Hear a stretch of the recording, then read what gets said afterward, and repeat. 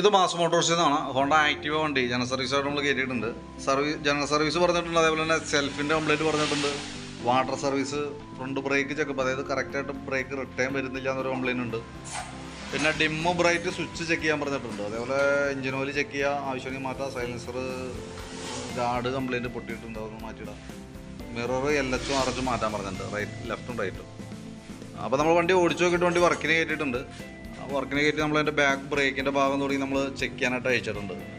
Break liner നമ്മൾ check ചെയ്യുന്ന സമയത്ത് നമുക്ക് കമ്പനി ലൈനർ കിടക്കണേ, പക്ഷേ നമുക്കത് ബ്രേക്ക് ക്യാം അഡ്ജസ്റ്റിങ്ങും പരമാവധിയിലേക്ക് എത്തിയിട്ടുണ്ട്. ഈ ഒരു കണ്ടീഷനിലേക്ക് നിൽക്കണേ. അപ്പോൾ നമുക്കുണ്ടല്ലോ ഫ്രണ്ടിലത്തെ ബ്രേക്ക് ലൈനർ ഓൾറെഡി തീർന്ന് കാണാം. ഞാൻ ഫ്രണ്ടിലത്തെ ബ്രേക്ക് ലൈനർ ഒന്ന് കാണിച്ചു തരാം. ഫ്രണ്ടിലത്തെ ബ്രേക്ക് ലൈനർ ഏറെക്കുറെ അതിൻ്റെ ലൈഫിലേക്ക് എത്തിയിട്ടുണ്ട്. അപ്പോൾ ഒരു ലൈനർ എന്തായാലും മാറണം, നമുക്ക് ഈ ഫ്രണ്ടിലെ ലൈനർ എന്തായാലും മാറണം. അപ്പോൾ തൽക്കാലം നമുക്ക് ആ ബാക്കിലുള്ള ലൈനർ ഫ്രണ്ടിലേക്ക് ഇടാം, പുതിയ ലൈനർ ബാക്കിലിടാം. കാരണം എന്താ വെച്ചാൽ നമുക്കിതിൻ്റെ ഈ ശരിക്കും പറഞ്ഞാൽ ഈ ക്യാമിനും ചെറിയൊരു ബെൻഡ് പോലെ വന്നിട്ടുണ്ട്. അപ്പോൾ അതുകൊണ്ട് ഇച്ചിരി കൂടുതലായിട്ട് വന്നിട്ടുണ്ട്. അപ്പോൾ അതുകൊണ്ട് തന്നെ ഈ ബ്രേക്ക് അഡ്ജസ്റ്റ് ചെയ്യുമ്പോൾ അങ്ങോട്ട് കയറി പോവാണ്.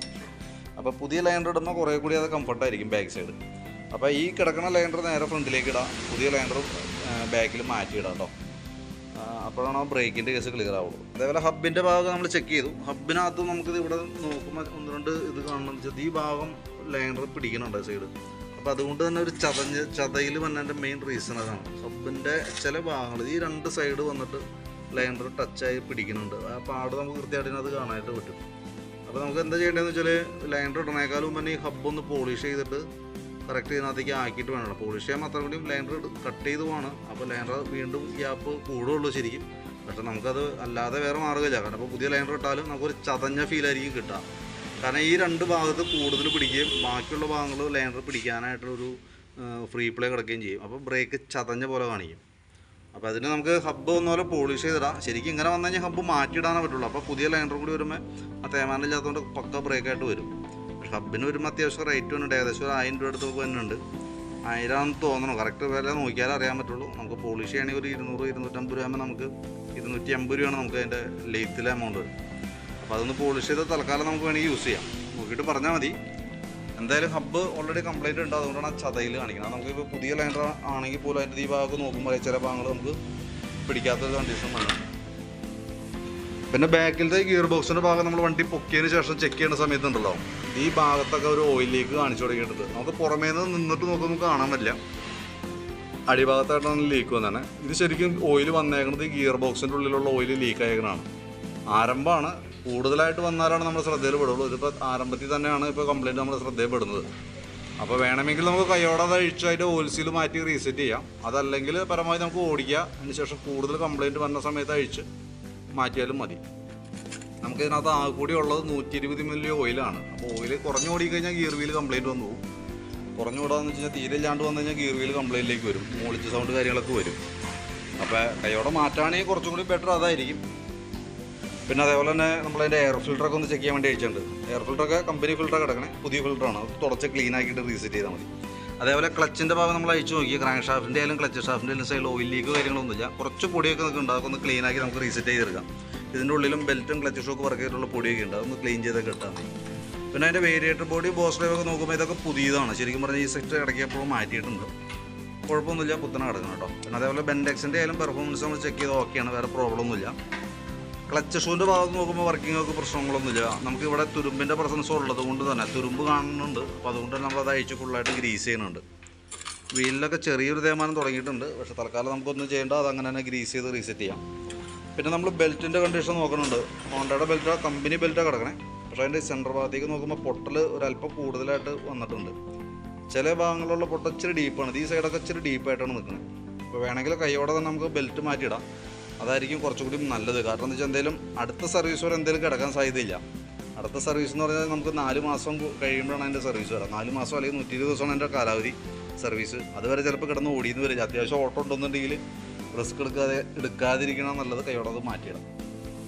പിന്നെ നമ്മൾ ഈ ഭാഗത്തേക്ക് ചോക്കിൻ്റെ കേബിൾ, ആക്സിലേറ്റർ കേബിളൊക്കെ നമ്മളൊന്ന് ചെക്ക് ചെയ്ത് നോക്കുന്നുണ്ട്. ആക്സിലേറ്റർ കേബിളിൻ്റെ പ്ലേ ഒരു അല്പം കുറവുണ്ട്, നമുക്കൊന്ന് തൽക്കാലം അഡ്ജസ്റ്റ് ചെയ്തിടാം. ചോക്ക് കേബിളൊക്കെ പുതിയതാണ് കിടക്കുന്നത് കേട്ടോ. ആക്സിലേറ്റർ കേബിളും പുതിയതാണ്, പക്ഷേ പ്ലേ ഒരു വലിച്ചിൽ വന്നിട്ടുണ്ട് ഔട്ടറിന്. തൽക്കാലം നമുക്ക് സെറ്റാക്കിയിടാം. അതിന് ശേഷം നോക്കിയിട്ട് കൂടുതൽ കംപ്ലയിൻറ്റ് മാറ്റിയാലും മതി. ഫ്രണ്ട് ഹെഡിൻ്റെ ഭാഗത്ത് ഇവിടെ നോക്കി ചെറിയൊരു ലീക്ക് ഉണ്ടാവും.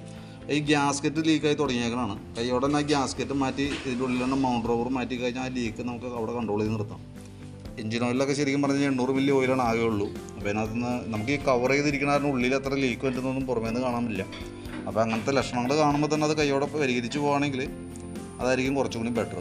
കാരണം ഇപ്പോൾ നമുക്ക് അടുത്ത സർവീസ് വരെ കിടന്ന് ഓടാമെന്ന് വെച്ചാൽ അപ്പോഴത്തേക്കും ചിലപ്പോൾ ഒരുപാട് ലീക്കായിട്ടുണ്ടാകും, നമ്മളറിയില്ല. അപ്പോൾ കൈയോടെ അത് മാറ്റിയിടാം. ഏകദേശം 100 താഴേക്ക് നമുക്കൊരു ഗ്യാസ്കറ്റൊക്കെ നമുക്ക് ചിലവ് തന്നുള്ളൂ കേട്ടോ. പിന്നെ അതേപോലെ ഫ്രണ്ടിലേക്ക് വരുമ്പോൾ ഫ്രണ്ട് ബുഷുകളൊക്കെ ഒന്ന് ഗ്രീസ് ചെയ്യാൻ വേണ്ടി അയച്ചിട്ടുണ്ട്. ഈ സൈഡൊക്കെ അത്യാവശ്യം നല്ല രീതിയിൽ പ്ലേ കാണിക്കുന്നുണ്ട്. ഇവിടെ അത്ര ഇല്ല, പക്ഷേ നമുക്കത് സെറ്റായിട്ടാണ് ബുഷ് കിട്ടുള്ളൂ കേട്ടോ. അതേപോലെ തന്നെ ഷോക്കിൻ്റെ ഈ ഫ്രണ്ടിലത്തെ ഷോക്കിൻ്റെ ബുഷും ഓവലായിട്ട് പോകുന്നുണ്ട്, ചാടി പോകുന്നുണ്ട്. അപ്പോൾ അതും നമുക്ക് സെറ്റായിട്ട് 2 ഷോക്കിൻ്റെ ബുഷും അതേപോലെ ലിങ്കിൻ്റെ 2 സെറ്റായിട്ടേ കിട്ടുള്ളൂ, ബുഷായിട്ടാണ് വരുള്ളൂ കേട്ടോ. അപ്പോൾ അത് നമുക്ക് മാറ്റിയാലാണ് അത് ക്ലിയർ ആവുള്ളൂ. ഫ്രണ്ടിലത്തെ ലൈനറിൻ്റെ ചെയ്യാൻ പറഞ്ഞല്ലോ, നമുക്ക് ബാക്കിൽ കിടക്കുന്ന ടയർ ലൈനർ ഫ്രണ്ടിലേക്ക് ഇട്ടിട്ട് പുതിയ ലൈനർ ബാക്കിലിടാം, അതായിരിക്കും കുറച്ചുകൂടി ബെറ്റർ. ബ്രേക്ക് ഒരു ചെറിയ ചതയിലൊക്കെ ഉണ്ടാവും ഫ്രണ്ടിൽ, കാരണം ബാക്ക് ഹബിൻ്റെ ആ ഒരു കംപ്ലയിൻറ്റ് ഫ്രണ്ടിൽ കാണിക്കും. പക്ഷേ എന്നാലും തൽക്കാലം നമുക്കത് ഫ്രണ്ടിൽ ഉപയോഗിച്ച് തീർത്ത് വിടണം നല്ലത് കേട്ടോ. ഫ്രണ്ട് ടയറിൻ്റെ കണ്ടീഷൻ നമ്മൾ നോക്കി, ടയറൊക്കെ പുതിയ ടയർ കിടക്കണം. ഹബിനായാലും വേറെ പറയത്ത കംപ്ലയിൻ്റ് ഇല്ല, ഫ്രണ്ട് ഹബ് വേറെ പ്രശ്നമില്ല. ബാക്കിലേക്കാണ് ആ ഒരു തേമാനം കൂടുതലായിട്ട് കണ്ടത്. പിന്നെ ബാറ്ററി നമ്മളൊന്ന് ചെക്ക് ചെയ്ത് വിടുന്നുണ്ട്. 2022 മോഡൽ ബാറ്ററിയാണ്. ബാറ്ററിയുടെ കംപ്ലയിൻ്റ് ആണ് വണ്ടി സെൽഫ് എടുക്കാൻ ബുദ്ധിമുട്ട് കാണിക്കുന്നത് കേട്ടോ. അപ്പോൾ അതിൻ്റെ വോൾട്ടൊക്കെ 12.85 റേഞ്ചിൽ വോൾട്ട് കാണിക്കുന്നുണ്ട്. അപ്പോൾ നമ്മൾ ടെസ്റ്റിലേക്ക് കൊടുക്കുമ്പോൾ കൂടെ കംപ്ലയിൻ്റ് കാണിക്കണം, ബാഡായിട്ടാണ് കാണിക്കുന്നത് കേട്ടോ. അപ്പോൾ നമുക്ക് ബാറ്ററി മാറ്റിയാലാണ് ആ സെൽഫിൻ്റെ കംപ്ലയിൻറ്റ് മാറി കിട്ടുള്ളൂ.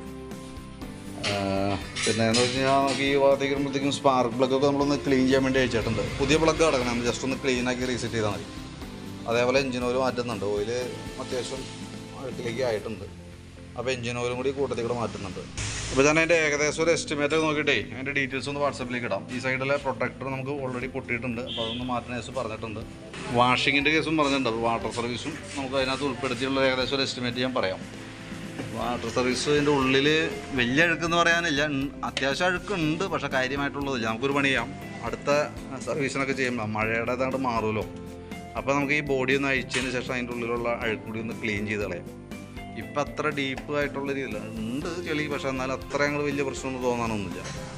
അപ്പോൾ അടുത്ത സർവീസിൽ നമുക്ക് ഓപ്പണായിട്ട് കഴിയാലും മതി. ഈ സമയം നമുക്ക് സാധാ വാഷിംഗ് ആയിട്ട് ചെയ്ത് വിടാം, അത്യാവശ്യം ക്ലിയർ ആയിക്കോളും.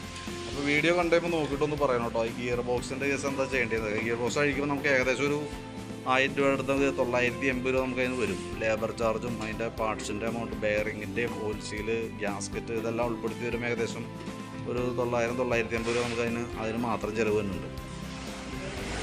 പിന്നെ അതേപോലെ തന്നെ നമുക്ക് അതിൻ്റെ സെക്കൻഡറി ഫിൽറ്റർ യൂണിറ്റ് ഇതിൻ്റെ ഉള്ളിൽ തന്നെ ഫോം ടൈപ്പാണ് സ്പോഞ്ച്, അത് പൊടിഞ്ഞൊടിഞ്ഞിട്ടുണ്ട്. അപ്പോൾ അത് ശരിക്കും പൊടിയുമ്പോൾ ഇതിൻ്റെ ഉള്ളിലേക്ക് വലിച്ചു കയറ്റും.